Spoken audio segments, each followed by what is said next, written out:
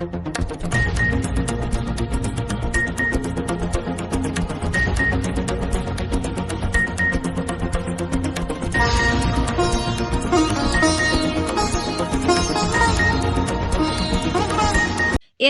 অচিরে বাতিল, ওপিএস পুনর্বহাল সরকারি কর্মচারীদের বৃহৎ দাবি।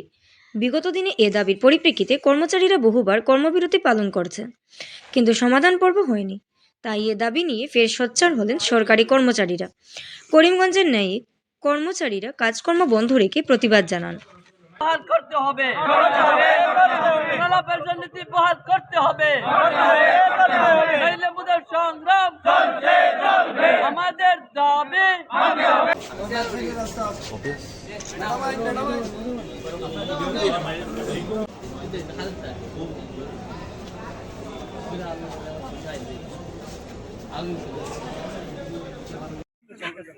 আমাদের এই আন্দোলন কার্যসূচি আপনারা মিডিয়ার বন্ধুগণ সবাই অবগত, জনগণও এখন অবগত হয়ে গেছে।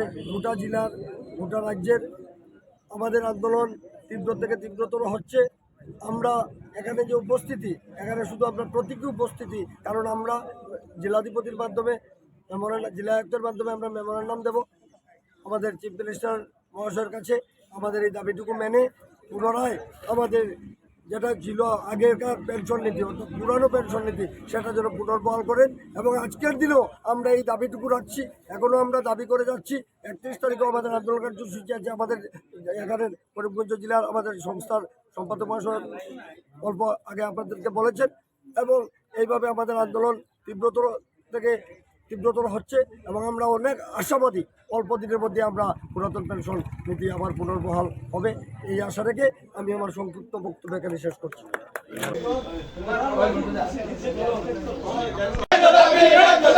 আমাদের দাবি ন্যায্য দাবি, আমাদের দাবি মানতে হবে, আমাদের দাবি মানতে হবে, এনপিএস মানছি না,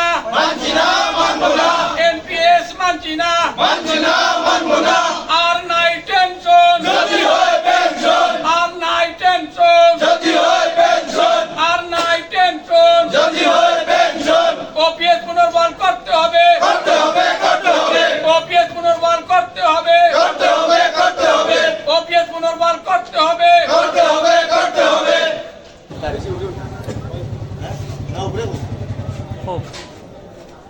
আজকে গোটা আসামে এনপিএস বাতিলের দাবিতে এই ধর্ণা কর্মসূচি পালন করা হচ্ছে। এই এনপিএস যতদিন পর্যন্ত বাতিল করা না হবে আমাদের এই আন্দোলন আমরা চালিয়ে যাব এবং আমরা আমাদের আসামের মাননীয় মুখ্যমন্ত্রী শ্রী হেমন্ত বিশ্ব শর্মা মহাশয়ের কাছে বিনীত আবেদন করছি, উনি যাতে অতি সত্বর এনপিএস বাতিল করে ওপিএস পুনর্বহাল করেন।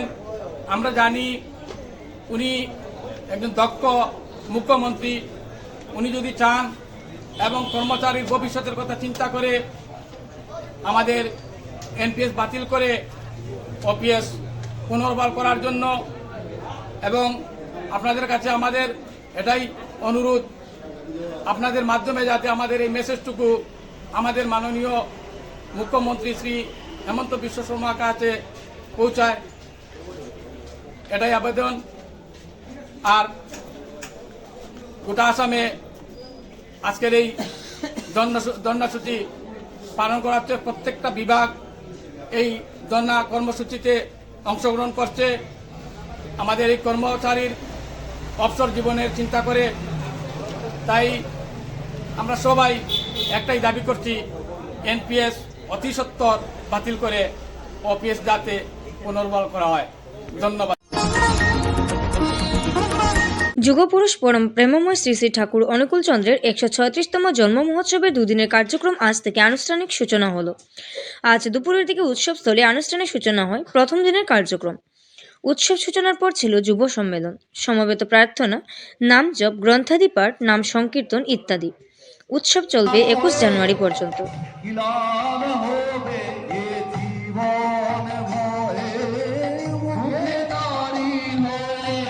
শুধু কথা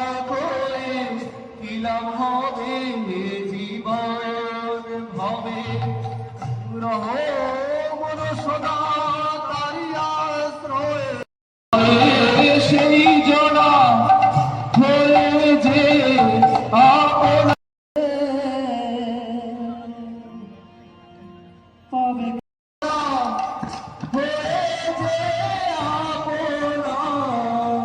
বয়তারে সংসারে আরে তো সকল জনে আরে তো সকল জনে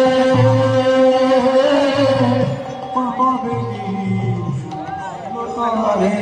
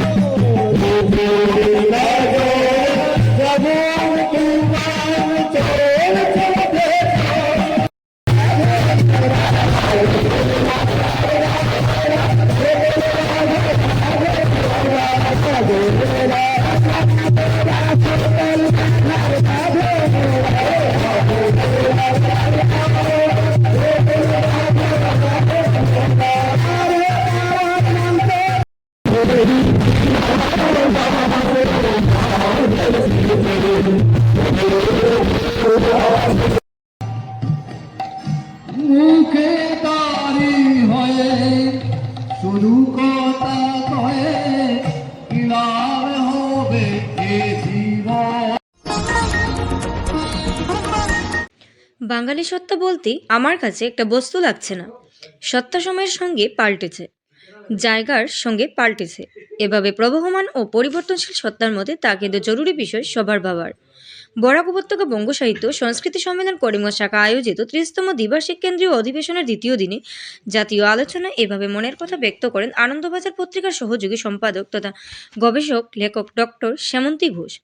বাঙালির জাতি পরিচয় সংস্কৃতির বিকাশ, স্মৃতিসত্তার উত্তরাধিকার বিষয়ে আলোচনার পরিপ্রেক্ষিতে কিভাবে বাঙালি সত্তার চলন ধরন পাল্টেছে তা উদ্ধৃতি দিয়ে শ্যামন্তী দেবী উল্লেখ করেন। অন্যান্যরা জাতীয় বিষয় নিয়ে এভাবে বক্তব্য রাখেন। আলোচনা সভা ছাড়া সাংস্কৃতিক কার্যক্রম ও প্রদর্শনী সবার আকর্ষিত হয়েছে। অসমতাদিকে মুশিক শাবক বধ বিনাশ করবেন, এই উনি বলতে চান। তিনি যদি একবার আলোচনা করে দেখতেন যে সমর কত ভীষণ, তাহলে কখনোই এই মতো অর্বাচীনের ন্যায় উত্তর দিতেন না, এই মতো রাজনীতির বিগর্হিত কাজ করতেন না। একটি 150 বছরের পুরনো নাটক থেকে এই উদ্ধৃতি তুলে দিলাম। এই নাটকের নাম কমলে কামিনী। রচনার সময় 1873 সাল, তার মানে ঠিক 150 বছর পূর্ণ হলো এই নাটকের। রচনাকালে এবং বেশ পরবর্তী কয়েকটি দশক জুড়ে বারবার এই নাটক অভিনীত হয়েছিল, বহুবার, এবং বহু জনপ্রিয় হয়েছিল। তবে তার চেয়েও বিখ্যাত এবং জনপ্রিয় এই নাটকের নাট্যকার স্বয়ং দীনবন্ধু মিত্র। নীলদর্পণ খ্যাত এই অসামান্য নাট্যকারের মৃত্যু কিন্তু একই বছরে 1873। কে বসবে সেই প্রস্তাবটা পাঠানো হচ্ছে প্রতিবেশী ব্রহ্মরাজের সম্মতির জন্য। কেন? ব্রহ্মরাজ সেই প্রস্তাবে কাছার অধিকার করার হুমকি দিলে তাকে মনে করানো হচ্ছে যে মণিপুর কারাগারে তাকে নিক্ষেপ করা হবে। আমরা অবাক হই, ব্রহ্মরাজ যদি কাছারের রাজা না হন এবং তিনি যদি তার মণিপুর বিভূতির মতো না হন, তাহলে তার সম্মতির জন্য উত্তরাধিকারের এই প্রস্তাবটা তার কাছে পাঠানো হচ্ছে কেন? রাজনীতি অনুসারে দীনবন্ধু মিত্র বলছেন। কি সেই রাজনীতি?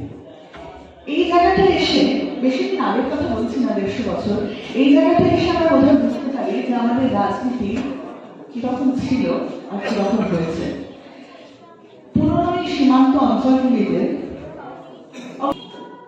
তখন আমরা অনেকেই, গৌতম, আমি, সব্যসাচী পুরকায়স্থ, জয়ন্ত দেবরায়, আমরা হেমাঙ্গ দার সংস্পর্শ পাই। অনুরূপা বিশ্বাস তখন জীবিত আমাদের সভাপতি, এবং পরবর্তীকালে আমি যখন কলকাতায় পাড়ি দিই স্নাতকোত্তর পাঠের জন্য, তখন আমি বাঘা যতীনের বাড়িতে গেছিলাম। আপনাদের বাঘা যতীনের বাড়িতে গেছি এবং রবিবারে মার্সিঙ্গার্সের রিহার্সাল হতো, আমি বসে শুনতাম। আর অন্যদিকে যে লোভে যেতাম যে হেমাঙ্গদার কাছে তার হয়ে ওঠার কথা শুনব, এবং খুব মজার রসিক ছিলেন, যেমন বৌদ্ধিক স্তরে সুতীক্ষ্ণ, অনুভবে গাঢ়, প্রদীপ্ত একটা জীবন খাইলা খাইলা। তো এবং হেমাঙ্গদার 7-8খানা চিঠি আমার সংগ্রহে আছে। আমি 3টা হারিয়ে ফেলেছি বাসা বদলের সময়, বাকিগুলো আছে এবং আমি পরম আদরে এগুলো রেখেছি। বলে হেমাঙ্গ বিশ্বাসের আত্মজা আমাদের বঙ্গ সাহিত্যের এই 30তম অধিবেশনে উপস্থিত, এটাও কিন্তু আমাদের কাছে শ্লাঘার বিষয়। আমি তাকে সম্মান জানাচ্ছি, তার ব্যক্তি জীবনের জন্য প্রথম সম্মান জানাচ্ছি, আর তারপরে তার পিতাকে স্মরণ করছি নতমস্তকে সমগ্র বরাক উপত্যকা বঙ্গ সাহিত্যের হয়ে। কারণ এমন ব্যক্তির দেখা আমরা লোকসভা নির্বাচনকে সামনে রেখে রাতাবাড়িতে তৃণমূল কংগ্রেসের গণসচেতনতা সভায় ব্যাপক সারা আসন্ন লোকসভা নির্বাচনে নিজেদের দলের জয় সুনিশ্চিত করতে ব্যস্ত হয়ে উঠেছে দেশের প্রতিটি রাজনৈতিক দল। শাসক দল বিজেপিকে উৎখাত করতে ইতিমধ্যে দেশের বেশ কয়েকটি রাজনৈতিক দল নিয়ে গঠন করা হয়েছে ইন্ডিয়া জোট। এই জোটের অন্যতম শরিক দল হচ্ছে তৃণমূল কংগ্রেস। বরাক উপত্যকায় তৃণমূল কংগ্রেসের সাংগঠনিক শক্তি বৃদ্ধি করতে ইতিমধ্যে মাঠে নেমেছেন দলের অন্যতম নেতৃত্বতা শিলচর প্রাক্তন সাংসদ সুস্মিতা দেব সহ রাজ্য কমিটির সম্পাদক বদরুল ইসলাম বরবুইয়া। এ মর্মে শনিবার বিকালে রাতাবাড়ি বাজারে তৃণমূল কংগ্রেসের জেলা সভাপতি তথা আইনজীবী রশিদ আহমেদের পৌরোহিত্যে এক বিরাট গণসচেতনতা সভা অনুষ্ঠিত হয়। এতে প্রাক্তন সাংসদ সুস্মিতা দেব এবং তৃণমূল কংগ্রেসের রাজ্য কমিটির সম্পাদক বদরুল ইসলাম বরবুইয়া বক্তব্য রাখতে গিয়ে বললেন, বিশেষ সম্প্রদায়ের জনপ্রতিনিধিত্ব কমিয়ে একটি সম্প্রদায়ের জনপ্রতিনিধিত্ব বাড়াতে ডিলিমিটেশন অঙ্কে ক্ষমতাসীনরা হতচকিতভাবে বরাকের দুটি সমষ্টি বিলুপ্তির নামে ঘৃণ্য রাজনীতি করেছে। এই যে 26টা দলের হইছে ইন্ডিয়া ব্যাংক যেটা জুট হইছে, এই জুটের যে ভোটের পরিসংখ্যান বা ভোটের শতকরা হার এটা এক হয়ে গেলে যুগ হয়ে গেলে গিয়া বিজেপি অটোমেটিক্যালি 2 দুই দিব গেলে। অনেকে বলে যে আমরা বিরোধী দলরা সমালোচনা করার জন্য সমালোচনা করি, যে এদের কোনো কাজ নেই, খালি বিজেপি দল আর দেশের প্রধানমন্ত্রীর আমরা সমালোচনা করি। আজকে বরাকের মাটিতে যে সভাটা করছি সেই সভার থেকে আমি কিছু প্রশ্ন করতে চাই এবং তথ্য দিয়ে কথা বলবো। যদি আমি ভুল বলে থাকি কালকে প্রেস মিট করে বিজেপির কোনো বন্ধুরা বলতে পারেন যে সুস্মিতা দেব অসত্য কথা বা মিথ্যে কথা বলে গেছে। এই বরাকের জমিতে আসামের মুখ্যমন্ত্রী বলে গেছিলেন যে সরকারি যত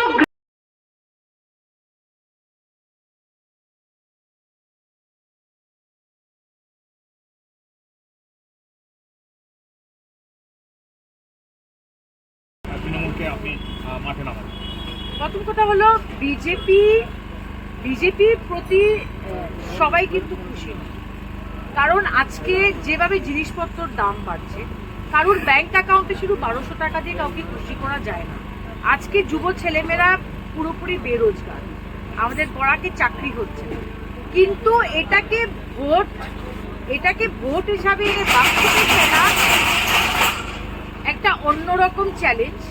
এই চ্যালেঞ্জকে মিট করতে হবে এবং আপনার প্রশ্নের উত্তরটা দিতে গিয়ে আমি বলবো না যে তৃণমূল কংগ্রেস প্রত্যেক জেলাতে সংগঠন করে নিয়েছে এবং বিজেপির সঙ্গে টক্কর দিতে পারবে। আমরা শুধু 4টা সিট চেয়েছি যেখানে আমাদের সংগঠন আছে। আর এটাও বলে দিই, আমি একটা উদাহরণ দিচ্ছি, যেরকম নওগাঁওয়ে আমাদের খুব ভালো সংগঠন আছে, কিন্তু আমরা এরকম কোনো সিটে যাইনি যেখানে কংগ্রেসের সিটে গিয়ে প্রদ্যোৎ বরদলৈ এখানে আছে। তো আমরা কোনো রকমের কি বলবো, আমাদের মধ্যে কোনো ভুল ধারণা নেই যে আমরা সবখানে গিয়ে জিতে যাব। কিন্তু আমরা ভেরি ক্লিয়ার, করিমগঞ্জে কংগ্রেস লাস্ট 2বার হেরেছে। একবার স্বরূপ দাস হারলেন, এর আগে শুক্লবন্ত মহাশয় হেরেছে। আমরা যেরকম দুবিতে চেয়েছি ওখানে বারবার কংগ্রেস হারছে। আমরা কোকরাঝাড়ে চেয়েছি সেখানে বারবার কংগ্রেস হারছে।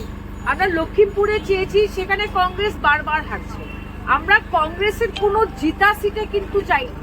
আর করিমগঞ্জে 2বার কংগ্রেস হয়েছে, তার সাক্ষী তো আপনারা আছেন। তাই বলে আমরা করিমগঞ্জেও চাইছি।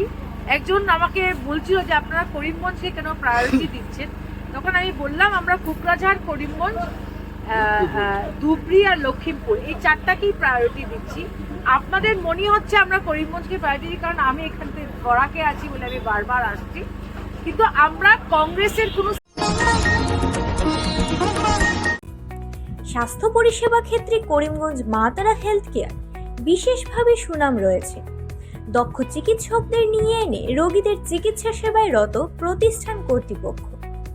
চিকিৎসা সেবায় যারা থাকেন তাদের মধ্যে ডক্টর জি.কে. চক্রবর্তী, ফিজিশিয়ান ও chest specialist, doctor Ajay Deshmukh, medicine specialist ও cardiologist, doctor Anshuman Bhattacharya, MD skin specialist, cosmetic dermato surgeon doctor Tapas Pal, medicine specialist, doctor Sumit Deb, neuro surgeon, doctor A Z Ahmed Barbhuiya, medicine ও diabetologist, doctor Nazam Tapadar, oral ও dental surgeon, doctor Dipankar Das, medicine ও cardiologist, doctor Suman Baidya, শিশু বিশেষজ্ঞ, doctor Mostakim Ahmed Majumdar, nephrology ও kidney specialist, doctor উজ্জ্বল Gogoi, diabetes ও thyroid বিশেষজ্ঞ, doctor Ajay Deshmukh, হৃদরোগ বিশেষজ্ঞ, doctor Ahmed Saifuddin, অস্থিরোগ বিশেষজ্ঞ। চিকিৎসকরা এখানে রয়েছেন। এছাড়া সব ধরনের ঔষধ পাওয়ার ব্যবস্থাও রয়েছে। রক্ত, কফ, মলমূত্র, কম্পিউটার পদ্ধতির সাহায্যে পরীক্ষা সহ sonography, echocardiography, ECG, digital X-ray, colour Doppler ইত্যাদি অত্যাধুনিকভাবে পরীক্ষা করা হয়। তাই আর সময় নষ্ট না করে অগ্রিম বুকিংয়ের জন্য যোগাযোগ করুন মেসার্স মা তারা health care, Laxmibazar road, Karimganj, sell tax কার্যালয়ের নিকটে। আমাদের যোগাযোগ নাম্বার 7896065923 এবং 8876337065 এবং 9435585637 এবং 9127420429। রোগীদের সন্তুষ্টি আমাদের পরম তৃপ্তি।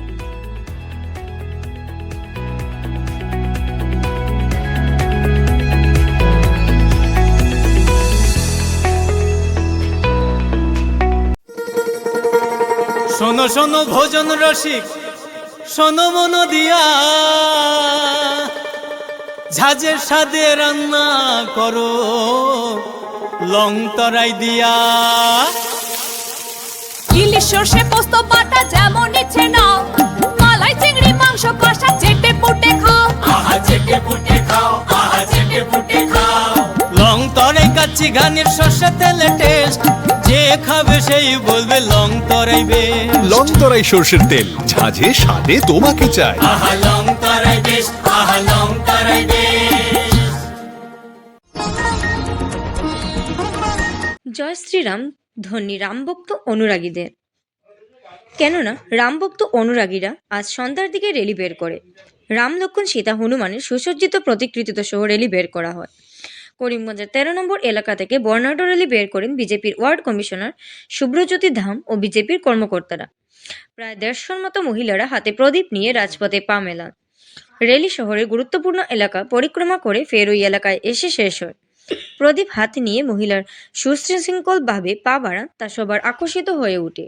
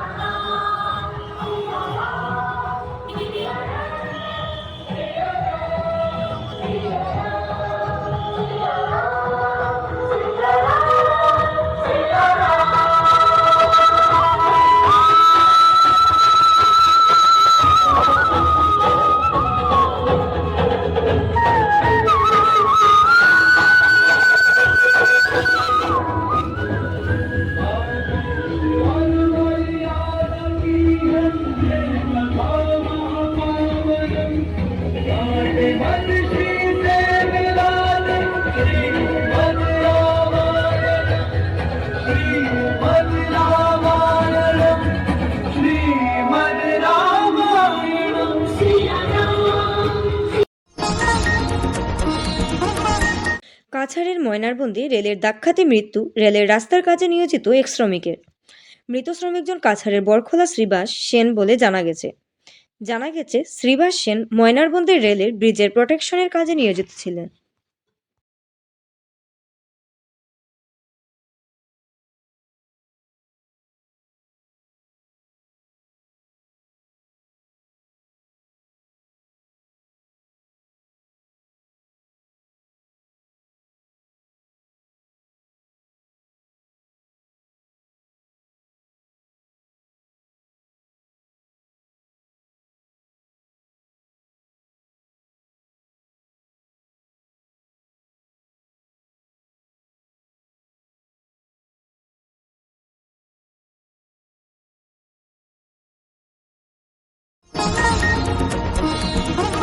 শিলচরে পুনরায় গ্রেফতার করা হয় রংপুরে কুখ্যাত মাটির দালাল লাকি বরলস্কর। রাত্রিবেলায় শিলচরের মালুগ্রাম পুলিশ গ্রেফতার করল খুরশেদকে।